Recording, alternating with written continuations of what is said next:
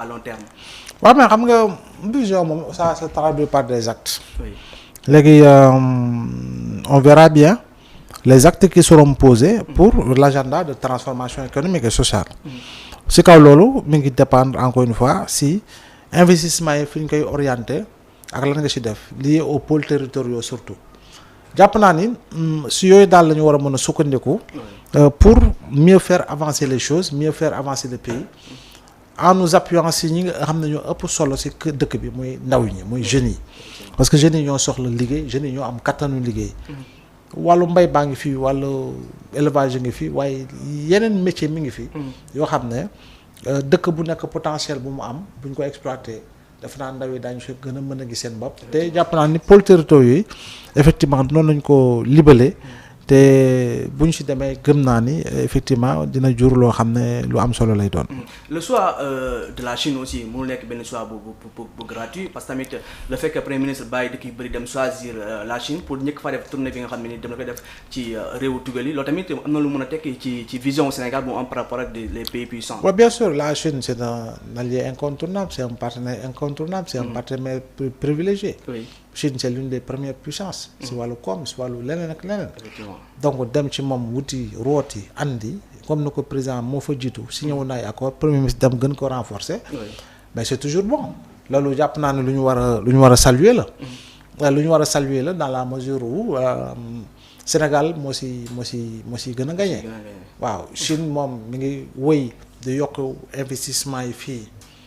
en Afrique au Sénégal chaque année da ngay gis ni la say yokk dafay gën a am ndoyo te Chine itamit lu bari du la ko teg comme coono su lay lebal xaalis wala mu lay tabaxal ak yu demee noonu Chine dafa nekk exemple ci développement ci lépp secteur boo laal donc kooku nag référence lay doon kooku sa seetu la war a doon donc dem foofu andi na valise yi fees nga andi rootal sa waa dëkk sottali sa waa dëkk parce que serité bi moom faw sénégalais yi yëg ko fa mu dun alors loolu leer na donc loolu aussi moo jëm ci li nga xam ne ni moom mooy la visite du premier ministre Ousmane Sonko foofu ca Chine da ngeen li si déjà li ci nga xam ne ni le professeur daal di ci wax alors bu ñu ñëwee tamit ci beneen actualité moom mooy l'affaire de Guy Marius Sagna gis ngeen les révélations yi nga xam ne ni def na ko ci assemblée nationale jëm ci wàllum suukaru koor ci biir màkk aussi mais tamit li nga xam ne tamit jëm na ci woto yi déjà professeur avant ñëw tamit seen révélation yi la voiture wala les voitures yi nga xam ne moo leen war a jox les députés yow d'accord nga si. wala am na ko léegi lu si coow xanaa assemblée nationale boobu ba léegi ñoom jox leen oto. waaw xanaa léegi la oto doog a xew. loolu tamit question waaw léegi nag ñoo xool après solution assemblée ñu bari am nañ say solution pour oto yi parc automobile pour l'assemblée et cetera ñu xool nu ñu koy gérer. waaye assemblée nationale ñiy kaas ñi ñëpp. mais ñaata yoon lañ nekk député ñoom ñëpp ñu ngi ay parc am nañu ay 4-5 oto seen buntu kër yëpp assemblée nationale lañ ko amee maanaam askan wi lañ ko jëndaloon. mi ngi seen buntu kër gaare. ñi fi falu 2012. wala ñi fi falu 2001 boo ko tàmbalee si jamono Hoover yi Ablaye Wade jëndoon. ba assemblée nationale bii nga xam ne mi ngi jeex 2022. mais ñoom ñaata oto lañ leen jox. façon oto bu ne. mi ngi gaare seen buntu kër. léegi xanaa ñoom lañ bañ oto waaye léegi kuy nangu 900000 di nga bañ oto. ah voilà kuy nangu 900000 kañ bul bañ oto. c'est-à-dire que bugguma oto 900000 yi bu ñu ko joxee bu ko jël. déedéet bu ko jël. ba 900000 bi ko boolee cumulé ko ci mandat bi yëpp. waaw man dëggantaan day mot oto 50000. léegi nag après nañu wut solution pour xool gestion parc automobile assemblée c'est-à-dire que solution la ñuy wax. mais jënd na bul jënd ak bul jënd. foofu aywa xanaa ñoom léegi ñoom ñi doon wax bul jënd léegi ñoom la tax daaw ñu jiituwuñu woon si assemblée warul jënd. di ko kaas. bu ku ñu si joxul woon oto bu ñu nekk député ñu bari ñu ngi fii. bu ñu nekk député ku leen joxul woon oto ñu yóoxu. bu tardé woon sax ñu yóoxu. donc tey ñoom ñu bëgg a kaas c'est problématique. la position aussi de Guy Marius Sagna ñu bëri jàpp na xëy na bu mu génnee wax bëri na tamit ñu bokk biir Pastef daal di génn tamit di ñaawlu sa sortie jàpp na xëy na loolu mënoon nekk fóotum biir nekk mu wax ko le groupe parlementaire wala mu wax ko aussi au sein de Pastef. non c'est sa liberté wax na laajaat nañ ko andi si ay leeral. leen du assemblée groupe parlementaire am la c'est sa liberté de ton. bu mu waxee am na ñu ko tontu. c'est leur liberté de ton. léegi ñoom kañ ñoom war a mën a waxtaan seen biir. xool seen fóot nu ñu koy fóotee ci seen biir. te du génn. loolu ay mag lañu ay hommes politiques lañu. ay députés lañu. donc doo leen mënoo leen ne waxeel ni wala bul waxee ne. am na ñu naan que dafa am agenda caché bu muy. gi wax na ko nee na inaaw ko un agenda caché. waaw te gi ku ko xam sax ce n'est pas du genre à avoir un agenda caché. donc mën na indi ay leeral ci loolu la. bien sûr amul dëggoo. y a pas d'agenda bon moom maa ngi koy dégg sax mu ne moom jege woon nañ ko pour mu bokk ci liste candidat présidentiel. waaw moom moo ko décliné. kon kooku noonu mënta am agenda caché. léegi nag tontonte rek la et c'est sur le plan politique la. et puis bon ñoom ils vont dépasser ces étapes là. le mutisme du président de l'Assemblée nationale ñu bëri jàpp ne xëy na war na génn indi ay leeral ci lépp li nga xam ne ni en tout cas Guy Marius Sagna wax na ko jàpp ne. rupture amul Assemblée nationale Guy Marius moom tontul na El Malick ba pare kat. lu muy tontu lu muy génnati rupture kañ am na. mais rupture am na si lépp si rupture am na. rupture am na Assemblée nationale gis nga question orale au gouvernement. premier ministre ñaata yoon. gis nga procédure yi nu ñu koy respecté si levée immunité parlementaire. gis nga lu jëm si wàllu cellule de passation des marchés. gis nga lu jëm si wàllu nu ñu koy waxatee presse parlementaire. média parlementaire. ak yeneen. donc foofu noonu gis nga ay rupture si lan nga wax ko si ay actes yoo xam ne ñu ngi koy posé. loolu moo am solo. comité ad hoc bi ñu war nañu dajawaat jëm si li nga xam mooy. mbindaat li nga xamul règlement intérieur bi. alors. donc rupture mën na am na assemblée nationale. non bien entendu boo calculer lu fi doon nekk ak li amagum depuis lors mais écoute c'est des actes que l'on pose quoi. c'est des faits. c'est des faits. voilà. alors ñu bëri aussi jàpp ne xëy na guerre bi am actuellement bi passé peut-être ñu bëri jàpp ne xëy na guerre de positionnement la te bu yàggee mën na indi ay mais guerre de positionnement par rapport à quoi exactement. oui parce que gis nañu. gars yi bokkuñu localité Guy Marius moo jiite moo nekk Ziguinchor. oui Guy moo jiite liste départementale te mu nekkoon tête de liste départementale 2022. mu nekkaat tête de liste départementale 2024. waaw waaye léegi ana guerre de positionnement. on ne peut pas parler de guerre de positionnement. sur quoi sur quoi. oui Guy il est député à la CEDEAO. Idrissa Diallo. oui. moom il est vice-président de l'Assemblée nationale. il est xawma de ay côté Guinée ou je ne sais pas côté yooyu. oui Ismaïla Diallo waaw non kii Diallo. Ismaïla Diallo waaw. oui. waaw léegi positionnement fu muy am foofu. on peut pas parler de positionnement. waaw oui.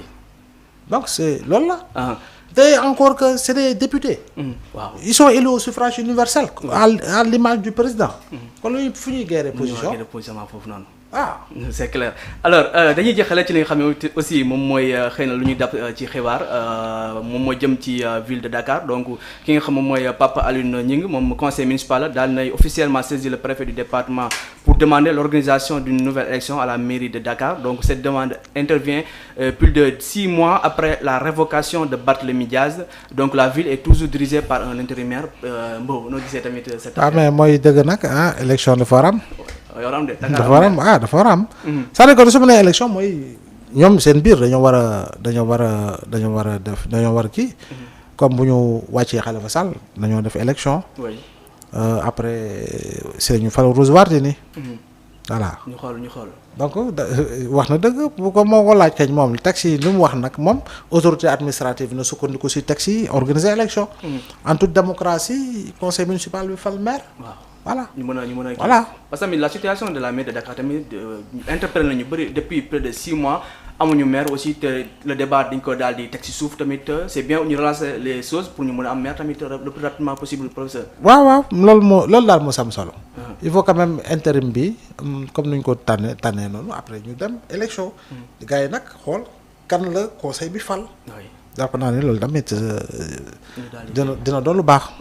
effectivement alors ñu ngi nuyu aussi Abdou Ndong aussi moom ñuy suivre Muslim moom ñuy suivre aussi Ndiaye Teranga tamit moom ñuy suivre donc Ndeye Khady Diaw nee na fier d'être musulman depuis le Sénégal vive Iran liberté Palestine fier le Sénégal support Iran donc professeur damay bàyyi rek nga nuyoo ak suñu internet yi nga xam ne actuellement tamit ñoom ñoo ngi ñuy suivre à travers le monde. ñu ngi leen di siyaar bu baax ñoom ñëpp ku lay seetaan amoo payooram. oui ñu ngi leen di nuyu bu baax a baax di leen ñaanal tawfiq ak taysiir di leen bëggee lu bari. di wax ni rek ñoom ñuy seetaan ñun ëpp ñu leen xam-xam. ëpp ñu leen jaar-jaar gënuñu leen bëgg réew mi. donc loolu ñun tamit nañ koy fàttaliku parce que tamit lu am solo lay doon si ñun. merci beaucoup professeur maa ngi lay jaajëfal bu baax a baax. waaw tawfeex incha allah.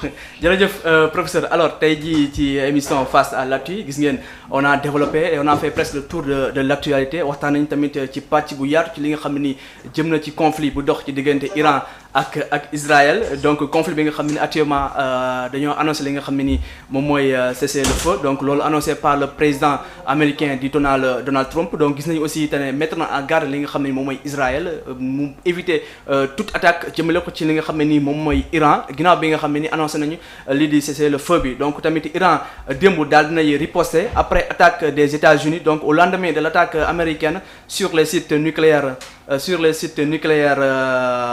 iraniens donc Téhéran a lancé li nga xam ne nii moom mooy une opération baptisée Annonciation de la victoire donc en visant des bases américaines au Qatar et en Irak avec des missiles donc dañuy ubbi antenne bi may les internautes ñoom ñu daal di dugg wax seen xalaat ci li nga xam ne nii jëm na ci wàllum Iran ak Israël donc ñoom ñu bëri aussi bëggoon nañu tamit joxe seen xalaat dañuy bàyyi ubbi ligne bi donc mu ngeen a woote ci 77 325 80 42 Omar da ngay affiché le numéro bi foofu 77 325 80 42 donc 77 325 80 42 ñu bàyyi les internautes ñoom aussi ñu daal di dugg annoncé li nga xam ne aussi moom mooy li joxe li nga xam ne aussi moom mooy seen xalaat ci boobule conflit bu dox actuellement ci Iran ak Israël donc ñoom aussi ci waxtaan bi ngeen bokk te da ngeen déjà les développements yi nga xam ne nii le professeur Abdoulaye Mbow daal nekk fay indi donc loolu aussi nekk développement yu am solo nekk tamit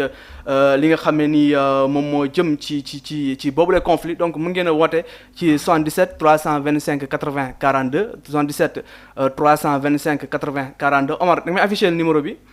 Donc voilà da nga may afficher le numéro bi comme ça tamit les internautes ñoom ñu mën a dugg joxe seen xalaat ci li nga xam ne nii moom moo dox en tout cas ci boobule conflit entre Iran ak Israël waaye tamit ci li nga xam ne jëm na ci actualité nationale jëm ci mbirum assemblée nationale déjà gis ngeen les révélations yi nga xam ne nii le député Guy Marius Sagna daal di nekk ay def jëmale ko ci auto député yi la voiture wala les voitures yi nga xam ne nii war nañ ko jox les députés li jëm ci wàllum sukkaru koor aussi da ngeen les révélations de Guy Marius Sagna waaye tamit lépp li nga xam ne en tout cas muy pratique yi am biir assemblée nationale ñu bëri jàpp na xëy na bokkul ak rupture